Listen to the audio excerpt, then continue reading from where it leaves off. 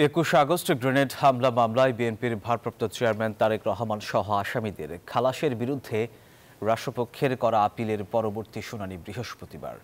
বুধবার সকালে চতুর্থ দিনের শুনানি হয়। আইনজীবী এস.এম. শাহজাহান বলেন, কোনো তথ্য প্রমাণ ছাড়াই আসামিদের সাজা দেওয়া হয়েছে। এমন ঘটনা উপমহাদেশে নজিরবিহীন।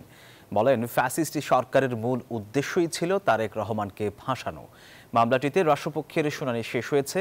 বৃহস্পতিবার শেষ হতে পারে আসামি পক্ষের শুনানি। জনাব তারেক রহমান, যার এই মামলায় ইনভলভমেন্টের সামান্যতম কোনো সাক্ষ্য বা কোনো এভিডেন্স, এই দীর্ঘদিন তারা যে তদন্ত করেছে, এই তদন্তে কোনো একটা সাক্ষী এসে বলে নাই যে তারেক রহমান সাহেবের এই ইনভলভমেন্ট বা এই ছিল এইরকম অবিচার। এই শুধু বাংলাদেশে কেন, আমাদের পার্শ্ববর্তী এই সাবকন্টিনেন্টে কোনো দেশে এভিডেন্স ছাড়া এইভাবে কোনো মামলা সাজা দেওয়া হয়েছে কিনা আমার জানা নাই। বান্ডেল থাকলে প্রতি সেনমানিতে টাকা বাঁচবে। বিকাশ সেনমানি বান্ডেল কিনে জিতুন প্রতি লেনদেনে।